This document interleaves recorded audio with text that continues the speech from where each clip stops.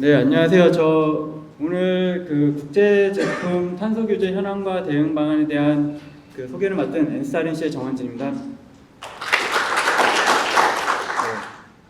최근에 이 그러니까 제품 탄소에 대해서 그 고객사로부터 뭐 요구사항들을 받으신 기업들이 좀 있으신 걸로 알고 있습니다. 그래가지고 제가 이제 오늘 소개해드릴 내용도 이 왜 고객사들이 이런 탄소와 관련된 요구사항들을 이제 요구를 하는지에 대한 배경 지식이라고 보시면 될 것 같고요. 그 준비한 내용이 뭐 엄청 어려운 내용은 아니기 때문에 편하게 들어주시면 되겠습니다. 네. 그 오늘 제가 준비한 내용은 이제 환경 정책 동향과 그 다음에 이제 전과점 평가라는 것, 그 다음에 이제 시밤 쪽 탄소 국경 제도라고 이제 보시면 될 것 같은데, 이 전과점 평가라는 말이 좀 생소하신 분들이 많으실 거예요. 근데 어쨌든 지금 뭐 다른 나라나 뭐 EU나 이런 데서 그 만들어지는 탄소 규제들이 다 이 전과점 평가랑 연관이 있습니다. 시밤 쪽도 그렇고요. 그렇기 때문에 좀 준비를 해봤다고 보시면 될 것 같고, 바로 시작을 하면은 일단 환경정책 동향을 말씀드리기 앞서서 여기 이제 그 현대 아이오닉 5 그 전기차죠. 전기차와 현대 투싼 내연기관차가 있습니다. 어떤 게 더 친환경차일까요? 아신 분 계신가요? 아니면 어떤 게 더 온실가스를 적게 배출할까요? 그렇죠. 일단은 이제 과거에는 이 전기차가 그 전기를 사용하고 있기 때문에 주행 단계에서 그 연료 연소로 인한 그 배기구로 나가는 거가 없다 해가지고 전기차가 그래도 내연기관차에 비해서 더 친환경적이지 않냐라는 말들을 많이 썼습니다. 근데 실제로 이제 한 몇 년 전부터는 이런 의문이 든 거죠. 이거를 주행 단계만 볼 것이 아니라 모든 단계를 다 봐야 되지 않겠냐라는 의문이 들었고, 그 과정에서 적용하는 방법론이 전과점 평가입니다. 그래서 만약에 자동차를 가지고 전과점 평가를 한다라고 했을 때는 맨 처음에 원료를 채취해가지고 부품을 만드는 공정이 있을 거예요. 그 다음에 그 부품을 가지고 그 뭐 현대차면 현대차로 수송하는 수송 단계가 있을 거고요.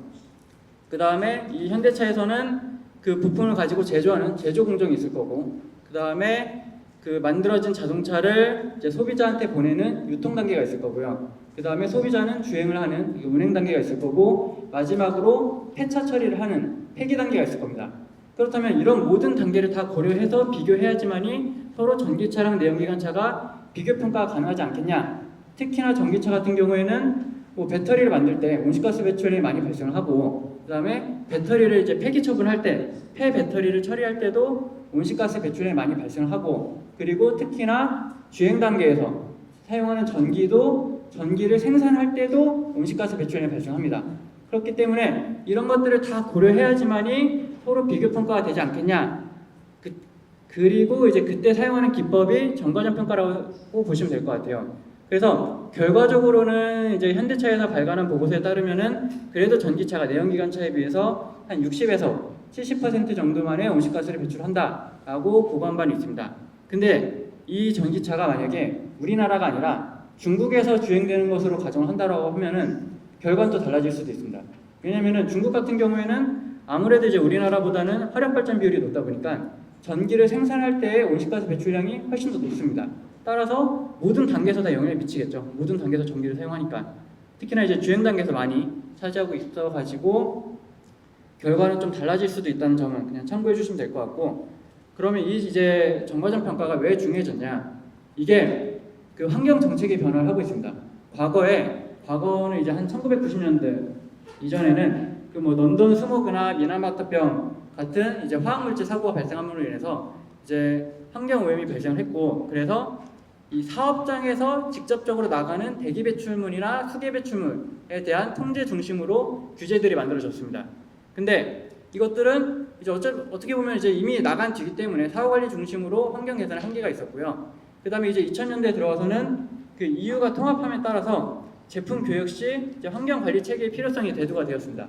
그래서 이때 이제 생겨난 규제들이 그 ROHS, 그 전기전자 제품에 대한 유해물질 금지 규제, 그 다음에 그 WEEE 해가지고 그 폐전기전자 제품에 대한 그 재활용 규제, 이런 것들이 생겨났고요. 다만 이런 것들도 어떻게 보면은 전기전자 제품에 한정되다 보니까 좀 한계성을 가지고 있었고, 그 다음에 이제 2010년대에 들어와서는 그 국제적인 환경정책 이슈 해가지고 이때 이제 기후 변화에 대한 부분이 좀 부각이 되기 시작했습니다.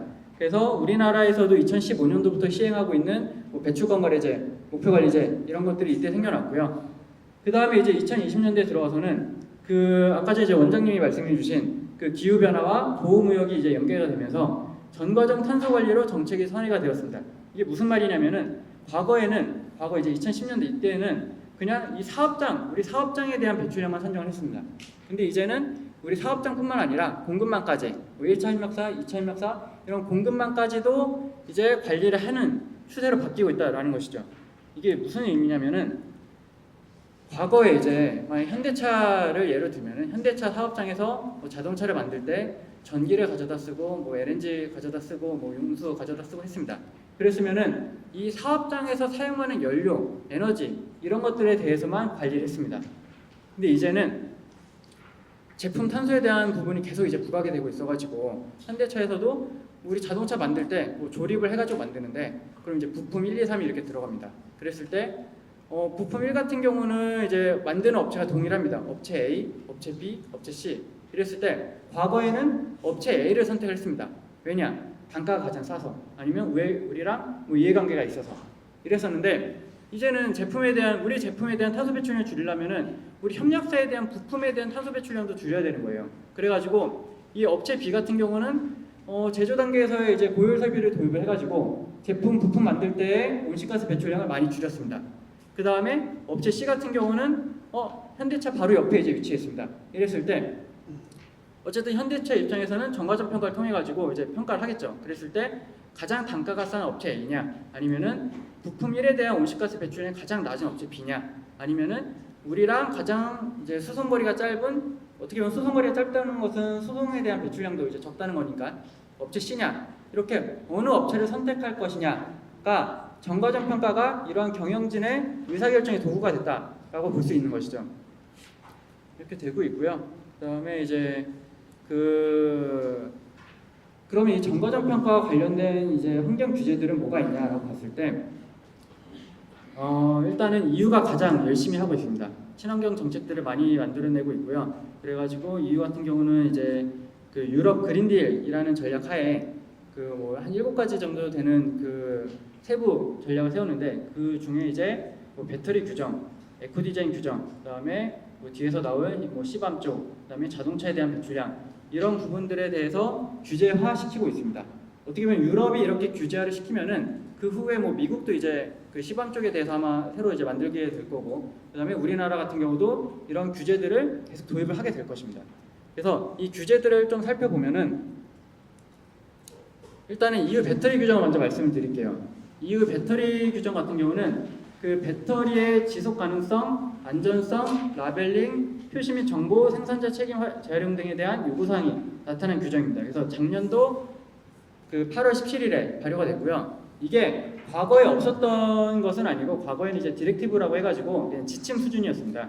그랬는데 이게 작년도에 뭐 상향 조정되었다라고 보시면 될 것 같은데 여기서 이제 들어가 있는 내용이 이 정과점 탄소 발자국 공개에 대한 부분과 탄소 발자국 뭐 임계값 준수, 한계치를 준수해야 된다. 그다음에 뭐 탄소 발자국 성능 등급 설정을 적용하겠다. 이런 부분들인데 이런 것들은 뭐 단계적으로 도입을 해 나갈 텐데 어쨌든 이게 생겨나게 되면서 우리나라 입장에서도 이제 배터리를 만드는 업체들이 이거 이제 해당이 되기 시작했습니다.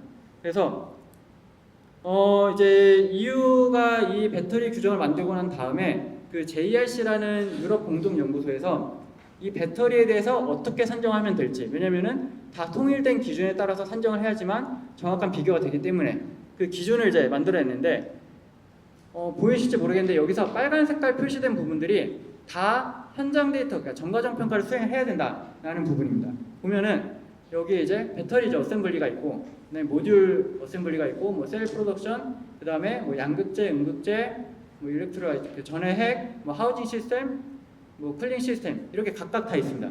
이건 뭐냐면은 이 배터리를 만드는 뭐 국내 뭐 삼성, SDI, 뭐 LG 에너지 솔루션 이런 데뿐만 아니라 얘네들한테 원료를 공급하는 업체들까지도 다 정과점 평가를 수행을 해라라고 하고 있는 것이죠. 실제로 저희 고객사 중에 한 곳도 그 LG 엔솔에 이제 공급을 하는 업체가 있는데 작년도 12월 달에 저희한테 이제 요청이 그러니까 그쪽에서 저희 고객사한테 요청을 했죠. 내년도 5월까지, 그러니까 올해 5월까지 정과점 평가를 해가지고 결과 보고서를 주세요라고 했습니다. 그래가지고 정과점 평가를 한 결과가 있는데 그 업체 같은 경우는 어떻게 보면은 이제 이 응급제 제품에 해당이 되는 업체이긴 했는데 이런 것처럼 이게 이 제조사뿐만 아니라 협력사까지도 다 간다라고 보시면 될 것 같고 문제는 뭐냐면은 이 하우징 시스템, 뭐 쿨링 시스템 이런 부분들이 들어가다 보니까 배터리를 구성하는 모든 제품들이 다 해당이 되는 거예요. 그랬을 때 이게 1차 협력사만 해당이 될 것이냐 아니면은 이 1차 협력사의 1차 협력사 제조사 입장에서는 2차 협력사까지 해당이 될 수도 있다라고 보시면 될 것 같습니다. 그래서 이게 뭐 배터리 규제는 이렇게 되고 있고요. 그 다음에 이제 자동차 규제인데 자동차 규제가 그 2019년도에 한번 승용차의 탄소 배출량 기준을 설정을 위해서 한번 했습니다. 그랬지만 그 작년도에 그 승용차랑 이제 벤의 탄소 배출량 감축 목표를 뭐 30년까지 좀 상향 조정한 바가 있고요. 그다음에 25년도 12월까지 뭐 정과점 평가를 기반으로 탄소 배출량 평가 보고 방법론을 마련하겠다라고 했습니다. 그래가지고 이제 현대차 입장에서도 이걸 이제 안 할 수가 없다 보니까 작년도부터 해가지고 자기네 1차 협력사 그러니까 작년도 올해 해가지고 한 400여 개 넘는 1차 협력사에 대해서 다 정과점 평가를 수행하기 위한 준비를 하고 있습니다. 그러다 보니까 그 업체들은 보통은 다 그 부품을 그냥 어셈블리하는 그러니까 조립하는 그 업체다 보니까 그 조립하는 업체는 그 업체의 1차 협력사들까지 다 요구사항이 지금 나가 있는 상태예요. 그래서 아마 해당이 되시는 곳들도 있으실 텐데 어쨌든 그런 상황이라고 보시면 될 것 같고 이 부분 뒤에서 한 번 더 말씀을 드릴게요. 그 다음에 이제 이쪽에 좀 중요한 규정 중에 하나가 에코 디자인 규정이라는 게 있습니다. 이 에코 디자인 규정은 뭐냐면은 그 에코 디자인이라는 것이 제품을 설계할 때부터 환경성을 고려해가지고 설계를 하는 것을 얘기를 합니다. 그러면은 이것도 이제 과거에 없었던 것은 아니고 과거에도 이제 디렉티브 수준이었는데 이게 그 레귤레이션으로 이제 업그레이드 됐다라고 보시면 될 것 같은데 과거에는 이 품목의 에너지 효율성만 따졌습니다. 근데 이제는 제품의 내구성, 뭐 재활용 가능성, 뭐 수리 가능성, 그다음에 이제 환경 발자국, 정과점 평가까지 검토 항목으로 추가됐다는 것이죠. 근데 이게 과거에는 에너지 제품만 해당이 됐었어요. 근데 이제는 유럽에서 이제 유통되는 모든 물리적 제품으로 확대가 됩니다. 그래가지고 여기 이 제품들에 대해서 다 정과점 평가를 수행해야 되는 입장이 된 거고 그러니까 EU 에코 디자인 규정에 나와 있는 것 중에 하나가 디지털 제품 여건이라고 해가지고 DPP라고 하는데 이 DPP라는 것은 보시는 것처럼 제품이 있으면 여기에 뭐 라벨, 그러니까 QR 코드나 바코드 형식으로 이제 DPP를 부여를 해가지고 여기에서 이 모든 항목들을 다 확인할 수 있도록 하겠다라고 하는 게 에코 디자인 규정 중에 하나입니다. 그래가지고 이 항목들 중에 하나는 이 환경 발자국이 들어가 있죠. 그래서 이제 EU 쪽에서는 이렇게 이제 만들고 있다라고 보시면 될 것 같고 그러면은 지금까지 말씀드린 거는 다 제품과 관련된 규제입니다. 근데 지금 이제 이 말씀드린 스콥 3는 제품과 관련된 규제가 아니라 사업장과 관련된 그 요구사항이라고 봐야 될 것 같아요. 뭐 규제까지는 아니지만 이게 뭐냐면은 우리가 제가 이제 제품을 만들 때 사용하는 에너지나 연료 이런 것들은 스콥 1, 2에 해당이 됩니다. 근데 제가 만약에 PP를 가지고 제품을 만드는데 그럼 PP를 어디선가 사온다라고 했을 때 그 사오는 양에 대해서도 그 배출량으로 이제 환산해라라고 하는 게 스콥 3인 겁니다. 보면은 여기에 구매한 상품과 서비스가 있습니다. 제가 구매하는 원료에 대해서도 배출량으로 산정을 해라. 그 다음에 뭐 이런 것도 있죠. 구성원의 출장, 우리 사업장에서의 그 인력들이 출장을 가거나 송근을 하거나 이런 것들도 배출량으로 산정을 해라. 그 다음에 다운스트림 쪽에서 보면은 우리 제품을 판매한 다음에 이 제품을 가지고 뭐 가공할 때 배출량, 사용할 때 배출량, 폐기할 때 배출량 이런 것들을 다 산정을 하는 것이 스콥 3인 겁니다. 그래서 앞에까지는 그냥 제품에 대한 것이었고 이거는 이제 사업장에 대한 것이라고 보시면 되겠습니다. 그래서 얘네들을 이제 왜 이제 그 요구를 하고 있냐라고 봤을 때 EU라든지 이 IFRS라는 그 국제 회계 기준 재단 같은 곳에서 이 ESG 공시를 하는데 ESG 공시 안에 그 이쪽에 환경과 사회 지배구조 이 중에서 이쪽 환경 쪽에서 이 스콥 1, 2, 3 부분이 있습니다. 그랬을 때 이 스콥 1, 2 부분은 필수적으로 이제 산정을 해야 되는데 스콥 3는 과거에는 좀 이제 무조건 산정을 해라라는 쪽으로 가고 있었지만 이게 좀 산정에 어려움이 있다 보니까 좀 유예가 된 부분이 있긴 합니다. 어쨌든 스콥 3까지 산정을 하는 것으로 이제 얘기가 되고 있긴 합니다. 우리나라 같은 경우는 다만 이제 올해 4월달에 그 스콥 3를 산정할지 말지에 대해서, 포함시킬지 말지에 대해서 그 논의를 하긴 했지만 좀 미정인 상황이고요. 어쨌든 이러다 보니까 그 대기업들 입장에서는 스콥 1, 2 배출량은 그동안 그냥 계속 해오던 것이었고, 그 다음에 스콥 3 배출량은 어떻게 보면 우리 협력사에 대한 배출량이나 마찬가지예요. 그래가지고 이 협력사에 대한 배출량을 요구를 할 시기가 점점 다가오고 있다라고 보시면 될 것 같아요. 한마디로 제품, 그전까지는 이제 제품에 대한 배출량을 산정을 해라 라는 것이었고, 이거는 사업장에 대해서도 배출량 산정을 해라 라는 부분들이 점점 이제 증가를 하고 있다 보시면 될 것 같고, 그래서 이제 대기업 같은 경우는 아직까지는 그 고객 협력사에서 사용하는 원료까지는 아니더라도 연료에 대해서만큼은 산정을 해라 라고 있다 보시면 될 것 같아요. 그게 이제 그 협력사들이 이제 사용하는 스콥 1 배출량, 뭐 스콥 2 배출량이라고 보시면 될 것 같습니다. 네. 그러면은 이 정과점 평가가 이렇게 중요해지고 있는데 도대체 이게 뭐냐라고 봤을 때, 다시 한번 말씀을 드리면 정과점 평가는 이 제품 시스템의 전 과정 동안에 투입되는 자원 및 에너지와 배출되는 오염물질을 정량적으로 목록하고 뭐 이들이 환경에 미치는 잠재적 영향을 평가하는 도구다라고 되어 있습니다. 보시는 것처럼 원료 취득에서부터 제조하고 조립하고 이런 단계, 그 다음에 사용하는 단계, 그 다음에 뭐 폐기하는 단계가 있는데, 보통 저희 지금 오신 분들 같은 경우에는 그 B2C 제품은 거의 없으실 거예요. 그렇다고 하면은 이 사용 단계나 폐기 단계까지는 가진 않고 이 제조 단계까지만 그 데이터를 수집을 하셔가지고 정과점 평가를 수행하시면 됩니다. 이게 뭐냐면은 이 원료 취득, 그러니까 협력사에 대한 부분, 그 다음에 가공 및 성형 조립, 우리 제조 사업장에 대한 부분에 대한 투입물과 배출물을 다 확인을 해가지고 그 부분들을 이제 온실가스로 환산을 한다라고 보시면 될 것 같아요. 얘도 이제 그 정과점 평가라는 거는 그 아까 전에 말씀드린 것처럼 그냥 단순하게 보면은 방법론입니다. 그래서 그 ISO 표준에 나와 있는 ISO 14040번과 14044번에 있는 표준이고요. 얘를 가지고 뭐 EU라든지 미국이라든지 우리나라가 다 이제 규제들을 만들고 있다, 참고해서 만들고 있다라고 보시면 될 것 같아요. 그래서 이 정과점 평가라는 것은 이 네 가지로 이루어져 있습니다.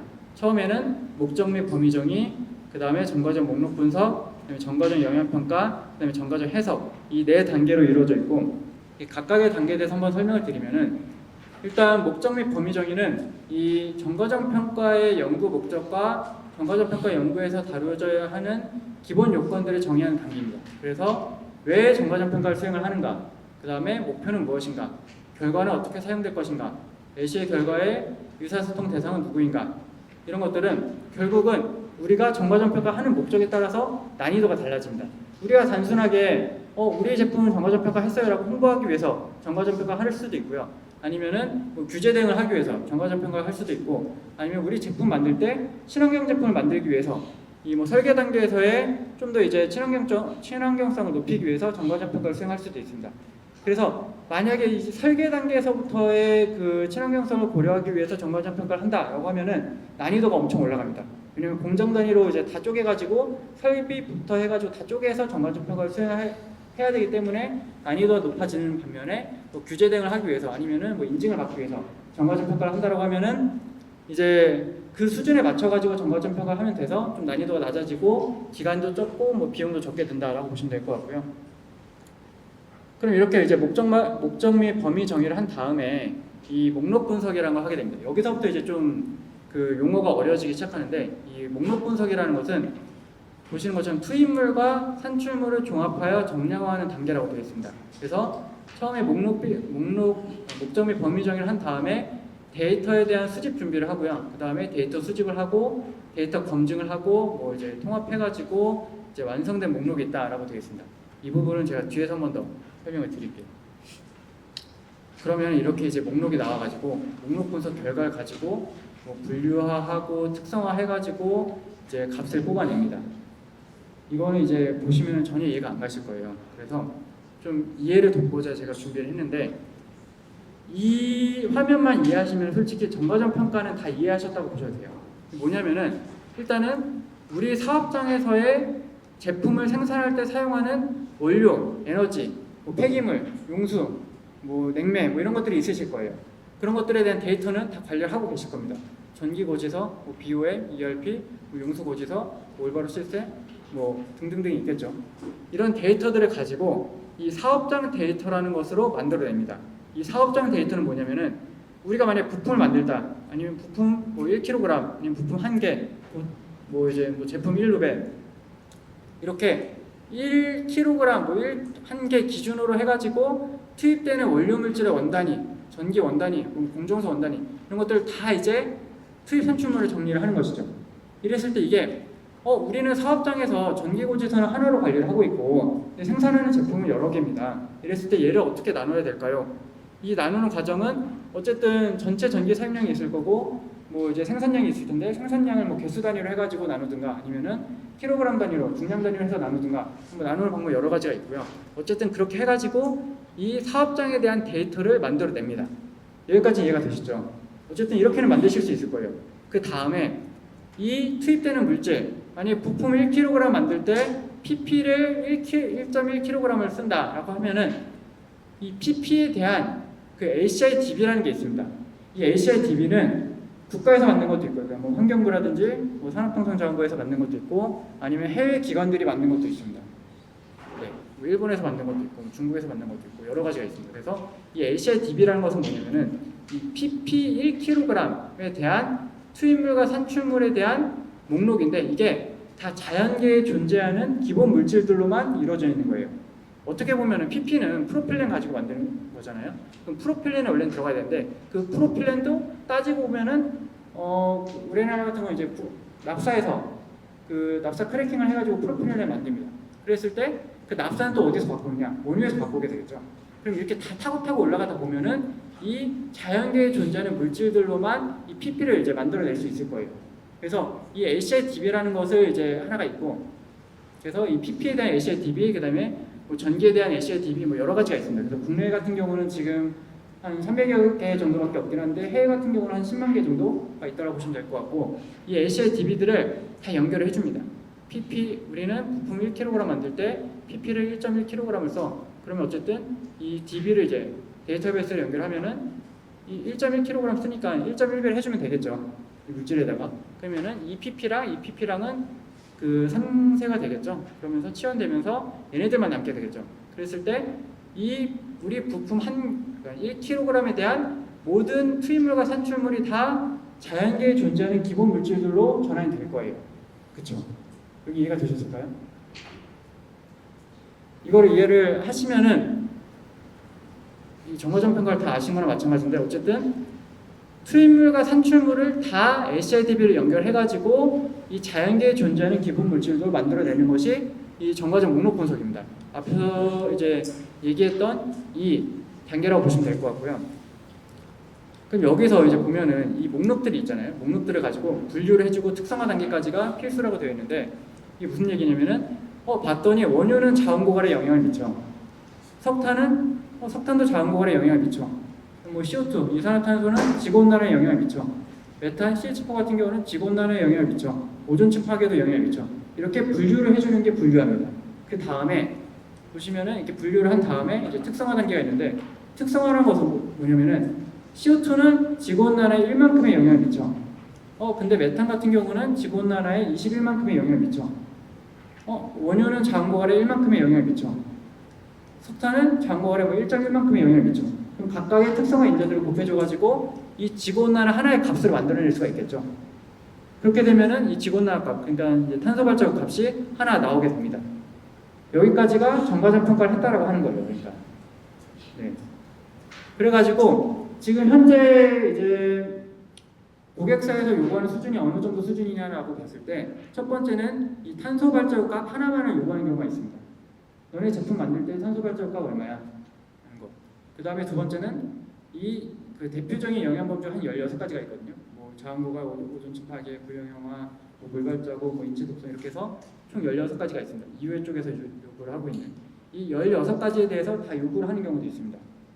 그 다음에 세 번째는 이 사업장에 대한 데이터, 정리된 데이터를 요구하는 경우도 있습니다. 너네 제품 만들 때 정리된 데이터를 줘.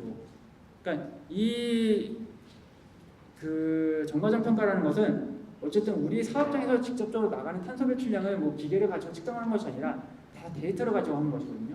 그래서 이 데이터를 만들어 놨으면 그 데이터를 줘라는 부분이 있고, 그 다음에 그것도 없다라고 하면은 이 실제 로우 데이터, 너네들이 생산하면서 관리하고 있는 증빙자료를 다 줘. 그럼 우리가 정과점 평가를 할게 라고 하고 있는 것이죠. 그래서 고객사에서 요구하는 수준은 이 네 가지 정도에서 다 끝나게 됩니다.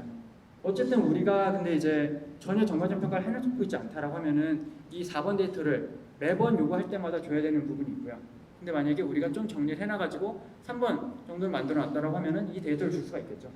그럼 이제 뭐 그 업무부하가 좀 줄어들게 될 것이고.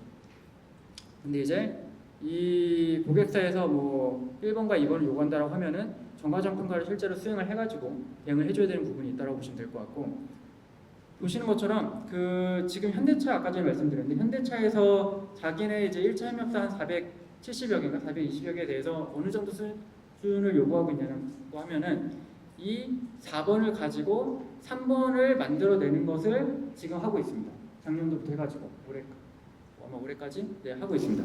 그래서 그러다 보니까 현대차의 이제 뭐 1차 협력사인 뭐 어셈블리 하는 업체들 같은 경우는 그 어셈블리 하는 업체들한테 원료를 공급하는 업체에 이 데이터를 또 받고 있고요. 그래서 좀 타고 가고 있다라고 보시면 될 것 같고,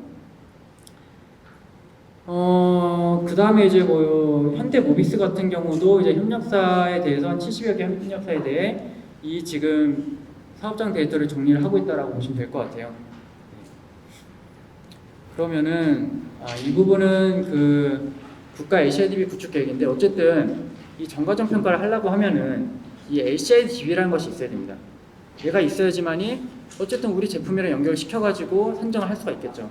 근데 지금 현재 국가에서 만들어지는 DB들은 다 20년 전에 만들어진 DB입니다. 그래서 해외에서 인정을 해주고 있지 않아요. 그러니까 이거 DB 가지고 그 선정을 해도 해외에서는 인정을 해주고 있지 않아가지고 환경부에서는 이제 그 재작년부터 해가지고 뭐 금속, 수자원, 에너지 뭐 이런 DB들을 이제 만들고 있다라고 보시면 될 것 같고, 저희 쪽에서도 지금 재작년에는 뭐 수자원이랑 에너지 쪽, 전기자동차 배터리, 그다음에 작년에는 이제 기초화학물질 쪽, 뭐 이제 NCC 뭐 이런 쪽, 그다음에 올해는 플라스틱 쪽을 담당을 하고 있고요. 그래서 어떻게 보면은 최초에 만약에 이 프로필렌을 만드는 업체다 그러면은 이 프로필렌을 만드는 업체들의 값을 가지고 평균값을 내 가지고 이 정과점 목록 분석하게 되면은 얘가 ACIDB가 되는 거예요. 다른 업체 입장에서는. 그래서 이 업체는 그러니까 뭐 PP를 만드는 업체는 이 DB를 가져다가 이렇게 갖다가 다시 쓸 수가 있다라고 보시면 될 것 같고요. 그럼 이제 어떤 자료가 필요하냐라고 봤을 때 그 일단은 이 제조 단계를 먼저 보면은 그 투입물과 산출물에 대해서 우리 제품 만들 때 모든 투입물, 산출물이 다 들어갑니다. 한마디로 뭐 원료 투입량, 뭐 이런 자료들이 필요합니다. BOM 데이터, 뭐 MDS 데이터, 원료 실 투입량, 뭐 구매 내역서 이런 거 들어가고요. 연료도 뭐 전기 사용량, 전기 사용량 있으면은 뭐 LNG 사용량, LPG 사용량, 뭐 등유 사용량, 우리 제품 생산과 관련된 데이터는 다 들어간다 보시면 돼요. 뭐 스팀 사용량, 용수 사용량, 뭐 기타 사용량. 그다음에 이제 나가는 것들도 이제 제품에 대한 생산량은 이제 당연히 관리를 하고 계실 거고, 대기 배출물, 수기 배출물, 뭐 폐기물 발생량 이런 것들이 다 필요하고, 근데 그러면 우리한테 원료를 공급하는 업체에 대해서는 이거랑 동일한 데이터가 필요합니다. 그래야지만 정과점 평가를 할 수가 있겠죠. 근데 만약에 우리한테 그 협력사가 데이터를 제공해주지 않았다라고 하면은 그때 가서는 이 ACIDB라는 것을 쓸 수밖에 없습니다.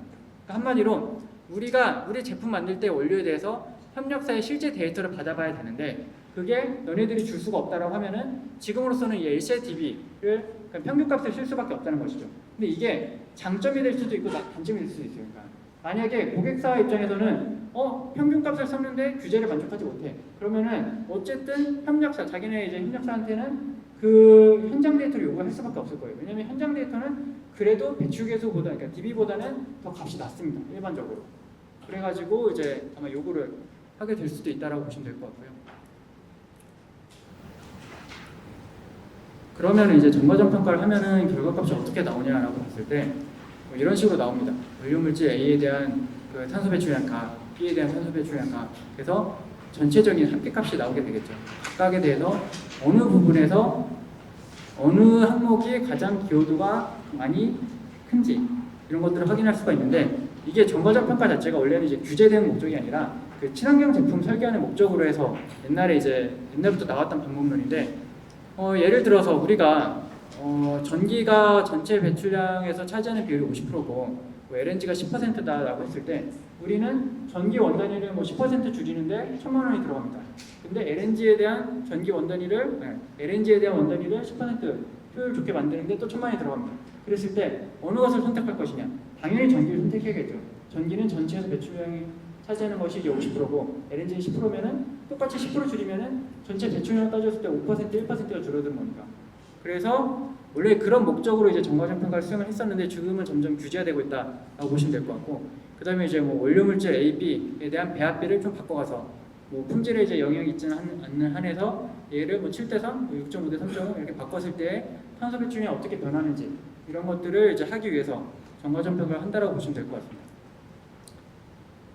네, 그래서 이제 정과점 평가는 원래는 이제 에코 디자인을 위해서 만들어진 방법론이다라고 보시면 될 것 같고요. 그래서 실제로는 이제 그 각종 기술들에 대한 뭐 시나리오 이런 것들을 이제 설정을 해가지고 어느 시나리오가 가장 타당한지, 그래서 최근에 이제 그 재작년부터 해가지고 좀 많이 하고 있는 게 CCU 쪽, 그러니까 탄소 포집 기술이죠. 그 포집을 했을 때 기술이 뭐 기존 기술과 비교했을 때 어느 것이 더 이제 그 탄소 배출량 쪽에서는 더 이제 좀 친환경적인가 이런 것들을 보기 위해서 정과점 평가를 하기도 합니다. 여기에 이제 바스프에 대한 정과점 평가 보고서인데, 이런 경우도 할 수 있습니다. 저희가 어쨌든 이제 플라스틱을 사용하고 플라스틱을 버렸을 때 이 폐플라스틱을 처리하는 방법에 대한 정과점 평가를 바스프에서는 한 바가 있어요. 그랬을 때 이쪽 부분이 이제 열분해 방식인 거고 이쪽 부분이 소각 방식인 건데, 과거에는 단순하게 이제 이 열분해 해가지고 그 재생 플라스틱을 생산을 함으로 인해서 그 재생 플라스틱을 다시 사용함으로 인해서 줄어드는 탄소 배출만 따졌고, 그 다음에 소각 쪽에서는 소각으로 인해 가지고 이제 폐열 사용을 하는 부분에 있어서의 감축량, 이것들만 비교해 봤을 때는 소각 쪽이 감축되는 게 훨씬 더 많아요. 근데 실제로 이 열분해 하면서 발생하는 배출량과 소각을 함으로 인해서 대기 중으로 나가는 온실가스 배출량 이런 거 봤을 때 소각 쪽이 훨씬 더 크다 보니까 전체적인 정과점 평가 결과를 전 과정을 다 따져봤을 때는 그래도 열분해 방식이 좀 더 좋다라고 결과 보고서를 낸 바가 있습니다. 뭐 이런 식으로도 이제 활용을 하실 수가 있고요. 네, 그 다음에는 이제 그뭐 고객사 제공이 지금은 가장 많이 요구를 하고 있죠. 특히나 이제 해외 같은 경우는 요구를 하고 있다라고 보시면 될 것 같고, 뭐 테슬라, 뭐 노스루트, 뭐 이런 데들, 아까 전에 뭐 현대차 말씀드렸는데 현대차의 1차 협력사 같은 경우 그러니까 3번과 4번에 대해서만 요구사항을 지금 그러니까 현대차에서는 요구를 하고 있는데, 그 업체가 이제 폭스바겐 쪽에도 이제 납품을 하는 업체인데 거기 같은 경우는 아예 1번과 2번에 대해서 요구사항을 받아가지고 이제 컨설팅을 진행을 해야 되는 상황이 된 것도 있고요. 그 다음으로는 이 탄소 발자국 인증 취득을 할 수 있습니다. 정과점 평가를 받은 다음에. 그래서 이 탄소 발자국 인증이라는 것은 그 전 세계 각국 나라별로 정과점 평가를 바탕으로 각자 나라의 이제 기준을 만들어 가지고 인증 제도를 만든 것이에요. 그래서 정과점 평가 기반의 인증 제도라고 보시면 될 것 같고, 국내 같은 경우는 이제 환경 성적표지 인증 제도가 있고요. 뭐 EU 같은 경우는 EU PF, 뭐 ULPD, 인터내셔널 PD 뭐 이런 것들이 있습니다. 이거는 참고로 그냥 하나 말씀드리면은 그 이제 환경 성적 표지라는 것은 뭐 정과점 평가 기반의 인증 제도인데, 얘도 마찬가지로 이제 원료 채취에서부터 생산, 수송, 사용, 폐기 등의 정과정에서 발생되는 환경 영향을 대량적으로 표시한 제도가 이렇게 되어 있는데, 보신 것처럼 삼다수 생수가 있으면은 이렇게 이제 인증 마크를 붙여놨습니다. 이런 것들은 최근에 뭐 대형 마트라든지 백화점 이런 데를 가시면은 그 친환경관 이런 게 있어요. 그래가지고 거기에 이제 납품을 하기 위해서 그 대형 마트나 뭐 이제 백화점에서는 인증을 받아갖고 와라라고 하고 있고요. 그래서 뭐 이런 식으로도 이제 인증을 받을 수가 있다. 정과점 평가해서 보시면 될 것 같고, 그 인증 혜택을 보면은 뭐 녹색 제품 의무 구매 쪽에 해당이 돼가지고 이런 인증 혜택들이 있고요. 그다음에 녹색 건축 인증 뭐 이런 부분들이 있는데, 이 환경 성적 표지의 한 80%는 다 건축자재 쪽입니다. 왜냐면은 이 녹색 건축 인증 쪽에 이제 가점 혜택이 좀 크다 보니까 건설사 입장에서는 얘를 이제 안 받을 이유가 없는 거죠. 왜냐면은 건설사가 이 녹색 건축 인증을 받게 되면은 뭐 최고 등급일 경우에 취득세랑 재산세 감면이 있고 용적률 완화 혜택이 있습니다. 그러다 보니까 너네들 우리한테 납품하는 뭐 레미콘, 뭐 건설자재, 벽지, 뭐 창호 이런 것들에 대해서 다 정과점 평가를 수행을 해와라고 하고 있다라고 보시면 될 것 같고요. 그 다음에는 뭐 이건 한번 살펴보시면 될 것 같아요. 이런 혜택들도 있고요. 그 다음에는 이제 이 탄소국정 조정 제도에 대해서 한번 설명을 드리면은 아마 뒤에서도 뒷타임에서도 한 번 더 말씀을 드릴 거긴 해가지고 좀 간단하게 설명을 드리겠습니다. 일단은 이 탄소국정 조정 제도는 쉽게 생각하면은 이유 입장에서 봤을 때 우리는 우리 제품의 온실가스 배출량을 줄이기 위해서 노력을 하고 있어. 그래서 그 부분들이 우리 제품 가격에 반영이 되어 있어. 근데 너네들 뭐 중국이라든지 다른 나라들은 그런 노력들을 하고 있지 않기 때문에 제품 가격이 싼 부분이 있는 것 같아. 따라서 너네 제품과 우리 제품 간의 그 탄소 배출량 차이만큼에 대해서 온실가스 차이만큼에 대해서 이제 추가 관세를 물리겠어. 라는 부분이라고 보시면 될 것 같고요. 이거는 이제 작년도 이제 10월부터 전환 기간이 시작이 돼가지고 이제 매 분기마다 보고서를 제출하고 있습니다. 보고서 제출한 대상은 뭐 지금은 그 시밤 쪽 수출 대상 업체가 이제 그 수입하는 업체한테 수입자한테 이제 보고서를 제공하고 있다고 보시면 될 것 같은데 그 대상되는 품목이 보시는 것처럼 철강, 알루미늄, 비료, 시멘트, 수소, 전기 이 6가지만 해당이 됩니다. 이게 그 우리나라가 이웃 쪽에 수출하는 것은 대부분 철강이나 알루미늄이긴 합니다. 그래서 한 99%가 여기 해당이 된다고 보시면 될 것 같고요. 그 확정 기간이라고 해서 20년도 1월부터는 이제 확정 기간이 되는데 이때는 품목의 확대 가능성이 조금 있긴 합니다. 왜냐면은 그 시밤을 처음 이제 유가 만들어낼 때 그 이 3가지 기준에 따라서 그 대상되는 업종을 선정을 했어요. 그래서 최초에는 이제 온실가스 다배출 부분 해가지고 1차 기준으로 해당되는 업종은 원래는 철강, 정유, 시멘트, 알루미늄, 유기화학, 수소, 비료가 해당이 됩니다. 근데 정유랑 유기화학 같은 경우는 그 내재 배출량 산정이 기술적 어려움, 한마디로 좀 통일된 기준을 만들기 어렵습니다. 그래서 이 2가지 부분은 좀 제외가 되고 나머지 부분들만 이제 그 시밤의 대상 업종에 해당이 된다라고 보고 있는데 향후에는 뭐 이렇게 정유, 석유와 플라스틱이 추가될 수도 있다라는 점을 참고해 주시면 될 것 같고요. 그 다음에 이제 그러면은 이 시밤 대상 기업의 어느 업종이 이제 해당이 되냐라고 봤을 때 그 이 타입 3를 보시면은 EU로 수출하는 국내 기업에 판매하는 기업도 해당이 됩니다. 이게 무슨 말이냐면은 나는 EU에다가 직접적으로 수출하고 있지 않아. 근데 그렇기 때문에 나는 해당이 없어가 아니라 그 업체한테 제품을 판매하는 업체도 해당이 된다라는 얘기죠. 그랬을 때 그게 무슨 의미냐라고 보면은 어쨌든 이 제품 생산 공정이 있습니다. 여기 같은 경우는 시밤, 그러니까 EU에다가 수출하는 업체예요. 여기가 그 제품을 만들 때 이 전구 물질 어떻게 보면 그냥 1차 협력사라고 생각하시면 될 것 같아요. 1차 협력사로부터 원료 물질을 받아갖고 와가지고 만드는데 그 이 원료 물질에 대한 배출량을 선정을 해라. 그래야지만 이걸 가지고 얘네들이 얹어가지고 다시 이제 이 제품에 대한 배출량을 선정할 수가 있다라는 것이죠. 얘는 뭐냐면은 결국 정과적 평가랑 개념은 비슷해요. 그러니까 다만 산정하는 방법이 조금 다르긴 합니다. 그 범위도 다르고요.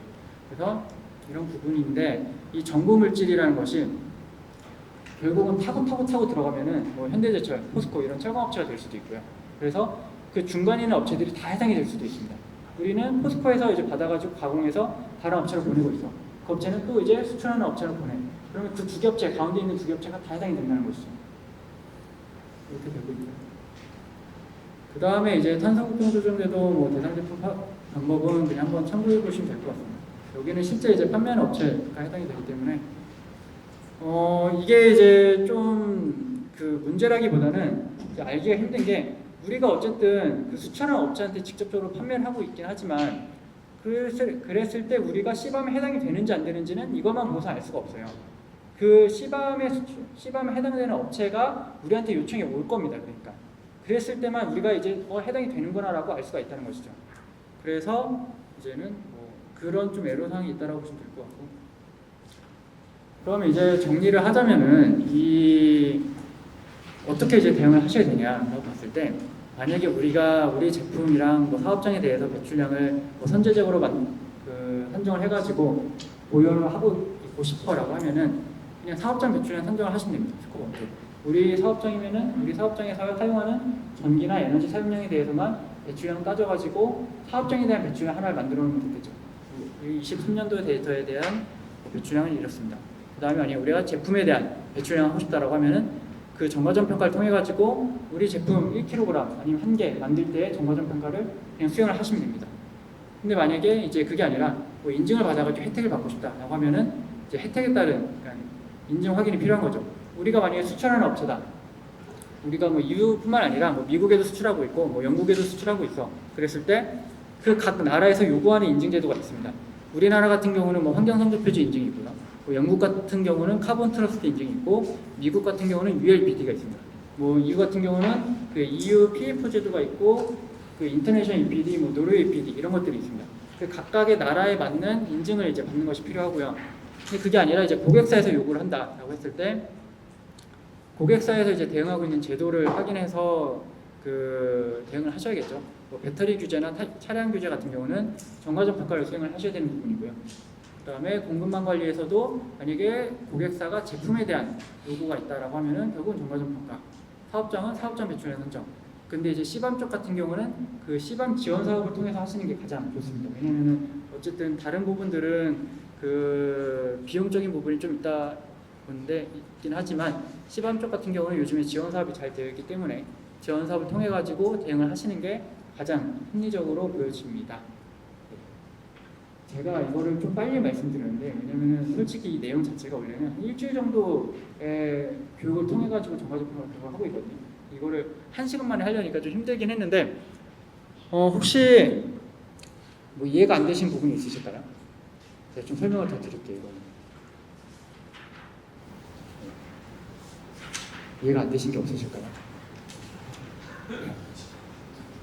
이게 어쨌든 이 정과점 평가가 그 한 2, 3년 전부터 해가지고 저희 입장에서도 솔직히 저희 이제 컨설팅 업체이긴 한데 저희 입장에서도 계속 문의가 들어옵니다. 특히나 이제 뭐 중소기업 같은 경우에는 어쨌든 이런 인증 제도를 하기 위해서 요구가 들어오고 대기업 같은 경우에는 이제 뭐 해외 수출이라든지 이런 규제 대응을 하기 위해서 요구가 들어오는데 그런 기업들은 솔직히 좀 빠르신 기업들이에요. 그러니까 좀 선제적으로 대응을 한다고 보시면 될 것 같고 이게 또 비용이 생각보다는 많이 들어갑니다. 제품당으로 비용이 들어가고 있어가지고 비용이 많다 보니까 모든 제품에 대해서 다 하실 수는 없어요. 뭐 SK 같은 경우는 작년도에 자기네 이제 계열사 470여 개 제품에 대해서 다 정과점 평가를 했다라고 이제 그러니까 뭐 뉴스 기사도 냈던데 그런 경우는 정말 이제 흔하고요. 그러니까 흔하진 않고요. 대부분은 그냥 자기네 대표 제품 한두 개 정도에 대해서만 정과점 평가를 하고 있다라고 보시면 될 것 같고 어쨌든 뭐 저희 입장에서는 저희한테 이제 저희 뭐 컨설팅을 많이 의뢰를 주시는 게 고맙긴 한데 저희도 이제 인력이 좀 부족하고 그러다 보니까 뭐다 대응을 못하는 부분도 있고 그렇긴 한데 어쨌든 최근에 이제 이슈가 많이 되고 있다라고 봐주시면 될 것 같습니다. 네. 궁금한 사항 있으신가요? 네. 지금 저 영국 테크노파크 기업 콘텐츠 센터장인데요. 네. 지금 SRH 같은 컨설팅 기관이 국내에 없으시나요? 정과점 평가를 저희 입장에서는 정확하게 하고 있다라는 곳은 그 한 4-5군데 정도 되고요. 실제로 많게는 한 10개에서 15개 업체 정도가 되고 있습니다. 왜냐면은 저희가 이제 좀 제대로 하고 있다라는 곳은 그 국가 ACIDB 구축 사업에 참여하고 있는 업체들이 한 5개 업체 정도가 되고 있고요. 그 외에는 좀 소규모 업체거나 아니면은 뭐 인력이 그렇게 많지 않은 업체, 정과점 평가를 많이 해보진 않은 업체, 그래서 한 15개, 많게는 15개 업체 정도 됩니다.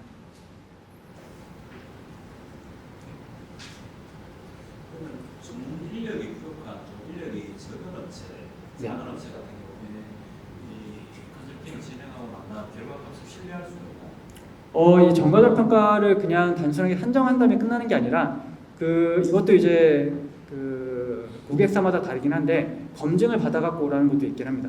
그 검증은 제3자 검증을 의미를 하는데 그렇게 되면은 뭐 표준협회나 뭐 품질재단 이런 것들에 대해서 그러니까 의뢰를 해가지고 제3자 검증을 받게 되면은 어느 정도 신뢰성이 있는 것이죠.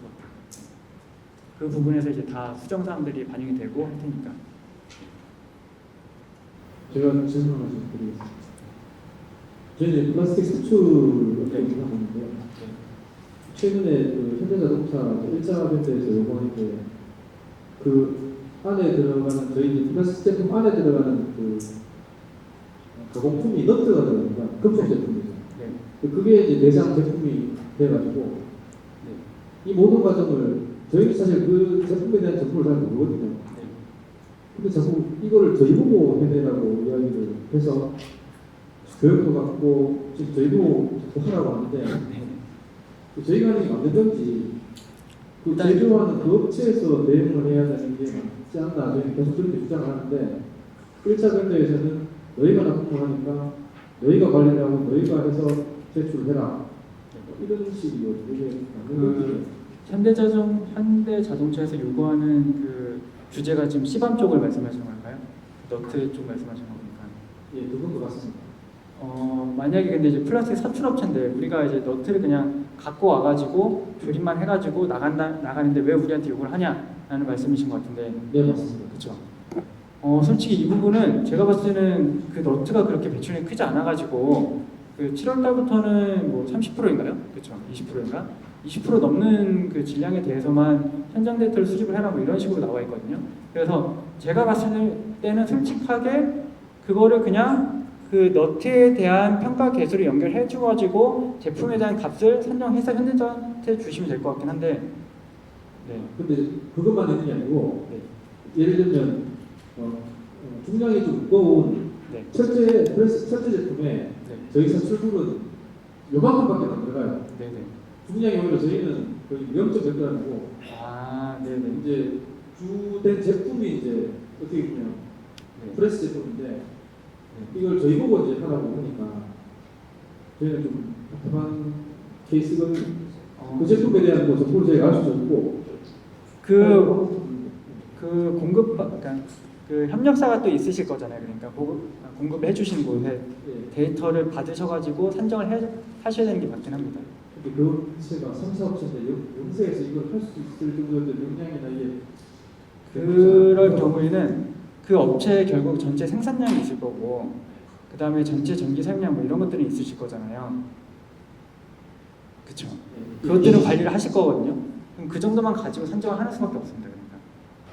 그게 대충 했어도 이게 일단 지금 현재 뭐 해외나 이런 데서 요구하는 수준이 뭐 정확하게 산정을 해라라는 것은 아니고 이 탄소 배출량 값이 결국 얼마냐.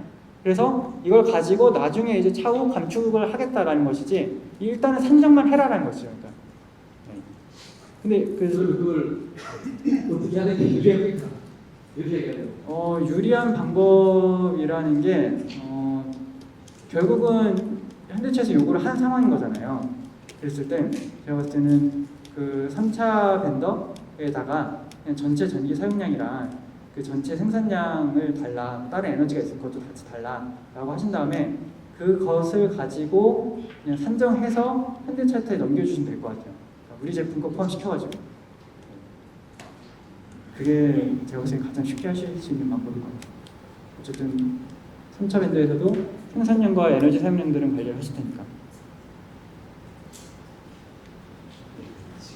지금 말씀하시고 계신 부분이 3차 밴더에 요구하라는 부분이 SIDB로 제가 이해를 해도 되는 건지. 정확하게 이제 이거를 이제 시밤이랑 정과점 평가랑 나눠서 얘기를 해야 되는 게 그 서로의 각각의 이제 사용하는 배출 계수가 다릅니다. 그러니까 시밤 쪽은 시밤 쪽에서 요구하는 배출 계수가 있고요. 그 다음에 정과점 평가는 뭐 해외나 이제 국내에서 만들어온 배출 계수 따로 있습니다. 그러니까 그래서 만약에 지금 말씀하신 게 시밤 쪽에 대한 배출량이다라고 하면은 그 시밤 쪽에서 요구하는 배출 계수를 찾아가지고 연결하셔야 되는 게 맞는 거고요. 그러니까 정확하게는 그 3차 밴더에 데이터를 받으신 다음에 3차 밴더의 원료 물질도 어디선가 갖고 올 거잖아요. 그럼 그거에 대해서 배출 계수를 연결해가지고 산정을 해야 된다는 거죠. 이제 그게 아니라 정과점 평가다라고 하면은 굳이 3차 밴더의 데이터를 구하지 않으셔도 돼요. 그러니까 어떻게 보면 그냥 바로 배출 계수 연결하셔야 돼요. 그거는 SIDB를. 이게 이렇게 해서 상황에 따라서 좀 다르다고 이해를 하셔야 될 것 같은데, 그래서 저희도 이제 얘기를 하는 게 사업장 배출량과 제품 배출량, 정과점 평가죠. 그 다음에 시범 쪽은 다 다르다라는 거죠. 다 다르게 대응을 하셔야 된다. 세 가지 정도로만 보시면 될 것 같아요. 시밤, 그다음에 정과점 평가, 그다음에 사업장 매출량. 이게 같은 재료를 써도 같은 원료에서 그 구축에서 달라진다는 얘기예요. 달라질 수도 있습니다. 왜냐면은 그러니까 어쨌든 시밤 쪽은 시밤 쪽에서 그러니까 그 공개한 자료가 있고요. 근데 이제 그 환경 성적, 그러니까 정과점 평가를 할 때도 EU 쪽에서 만들어놓은 배출계수가 있고, 뭐 미국 쪽에서 만들어놓은 배출계수도 있고, 국내에서 만들어놓은 배출계수도 있습니다. 그랬을 때 어떤 것을 사용하는지는 어쨌든 정과점 평가를 수행하는 사람에서 따라서 달라지긴 하는데, 그래서 결과값도 달라질 수가 있는 것이죠. 네. 그래서 시밤 쪽도 다르고 정과점 평가도 다 다르고.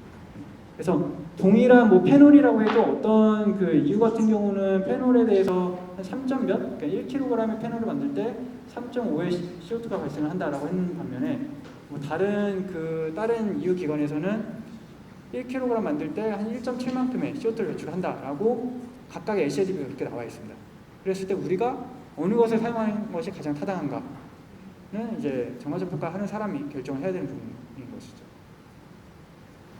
질문 하나 드리겠습니다. 좋은 강의 잘 들었는데요. 좀 헷갈리는 부분이 있습니다. CBAM에서는 그 가정평가에서 가정 범위를 설정할 때에 전가정 평가가 아니고 CBAM에서는 다운스트림 부분은 제외하는 걸로 알고 있는데 어떤 평가로 평가를 하는 건지. 그러니까 이 시밤과 정과점 평가의 가장 큰 차이는 정과점 평가는 아까 전에 뭐 제가 자원 발자국, 뭐 물 발자국 이런 것들 다 말씀드렸잖아요. 탄소 발자국. 거기서 시밤은 탄소 발자국, 그러니까 철강 쪽 같은 경우는 탄소 발자국만인가 산정을 합니다. 근데 정과점 평가는 모든 영양 범주에 대해서 다 산정을 하는 것이죠. 그리고 시밤 같은 경우는 일단 뭐 EU ETS 기준으로의 배출량을 산정한 다음에 그 사업장 배출량을 제품 단위로 이제 쪼개는 과정이 필요한데 그때 사용하는 것이 정과점 평가에서의 그 할당 방법론을 채용을 하고 있습니다.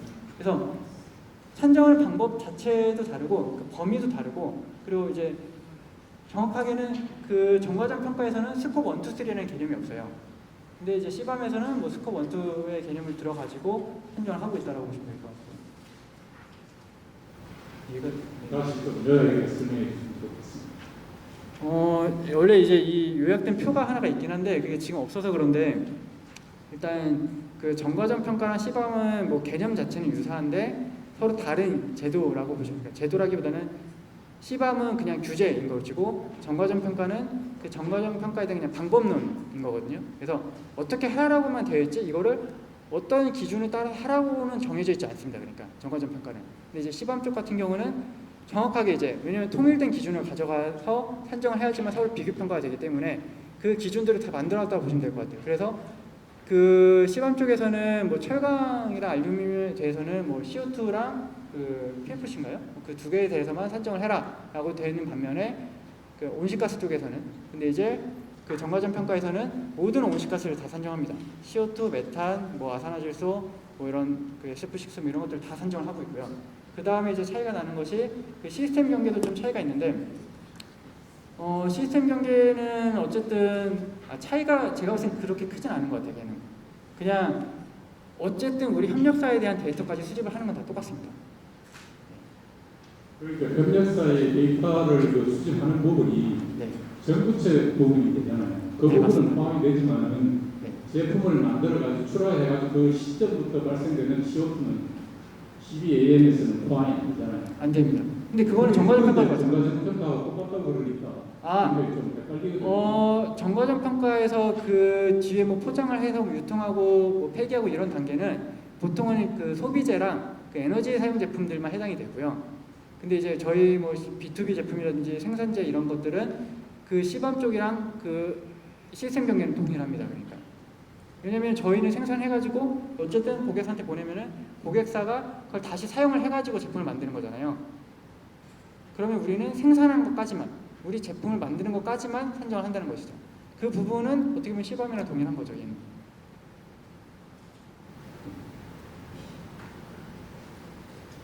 네.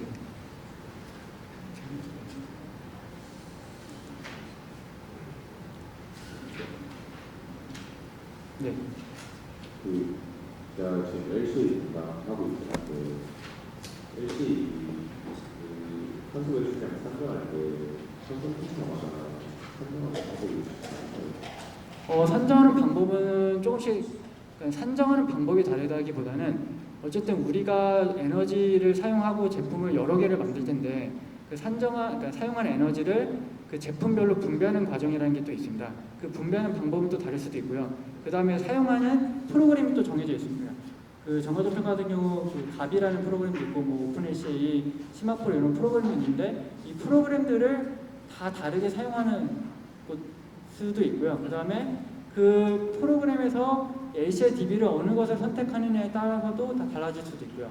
그래서 산정하는 방법 자체는 크게 다르진 않는데 그래서 결과값은 거의 유사하게 나오는데 좀 차이는 있을 수는 있습니다.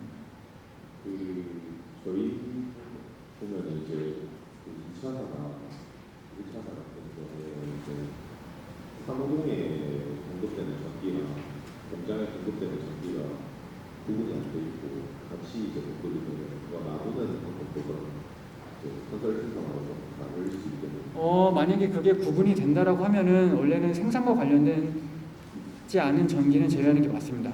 근데 사업장 단위로 전기 고지서가 나오고 있어가지고 뭐 사무동에 대한 전기 사용량이 구분이 안 된다라는 경우에는 그냥 구분 안 하고 포함을 시킬 수도 있고요. 보수적으로 산정을 해가지고. 근데 만약에 그게 싫다라고 했을 경우에는 그 사업장에서 관리하고 있는 모든 설비에 대한 전경 용량, 뭐 가동 시간 이런 것들을 가지고 분배를 할 수도 있겠죠. 그런 것들은 어쨌든 업체의 데이터 관리 수준에 따라서 좀 달라진다고 보시면 될 것 같아요. 좀 세부적으로 관리하시는 분들은 다 쪼개가지고 관리를 해서 뭐 생산과 관련되지 않는 부분들은 다 제외할 수가 있는 반면에 어떤 업체는 그냥 사업장 단위 하나로 관리하고 있어. 그러면 사무동이 포함될 수밖에 없겠죠. 추가로 질문이 있는데 혹시 그렇게 되면 실제 값이랑 좀 차이가 나지 않나요? 그 자동차 기준으로 하면 이제 프레스 라인이나 용접 라인이나 조립 라인은 각 부분마다 부분되는 전력이 다 다른데 네. 그걸 이제 컨설팅사마다 다른 방식으로 사용하면 결과값이 좀 많이 차이가 나지 않나요? 맞습니다. 그래서 만약에 지금 말씀하신 것처럼 프레스 라인이랑 뭐 조립 라인이 있다라고 했을 때 그 두 개 라인을 원래는 나누는 게 맞습니까? 그 각각 나눠가지고 각각의 단위 공정으로 봐서 각각의 투입물과 산출물 에너지 사용량을 다 계산한 다음에 산정을 해야지만 정확하게 나오는데 만약에 어떤 뭐 우리 업체는 그 두 개 공정이 구분되지가 않아 그러면은 포함해서 할 수밖에 없는 것이죠. 그게 싫다 아니면 좀 더 정확하게 산정하고 싶다라고 하면은 그 설비의 이제 전격 용량이라든지 뭐 가동 시간 이런 것들을 가지고 분배를 하는 수밖에 없는 것이죠. 근데 그걸 이제 뭐 그 컨설팅사가 그 임의로 그렇게 하는 것은 잘못된 거고요. 어쨌든 업체와의 협의를 통해 가지고 이 부분은 뭐 그 분리가 가능한지 확인을 한 다음에 하는 게 맞습니다.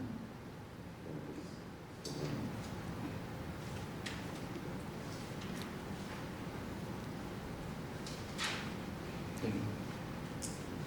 또 질문이 네.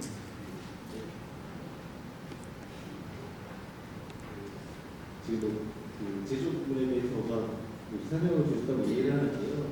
그 회계적인 부분에서의 원가 계상에 대한 부분들이나 이런 부분들은 그 영향을 미치는 거에 어떤지 궁금하고요. 아직 그 정과정 평가 쪽에서도 그 정과정 비용 평가라고 해가지고 그 LCC라고 하는 부분이 있긴 한데 그 코스트가 들어가는데 아직까지 그 부분에 대해서는 정과정 평가를 하고 있지는 않습니다. 그래서 지금 방금 말씀하신 회계적인 부분은 현재 시점에서는 고려되지 않고 있다라고 보시면 될 것 같아요. 단순하게 탄소 배출량만 산정을 하고 있다. 네.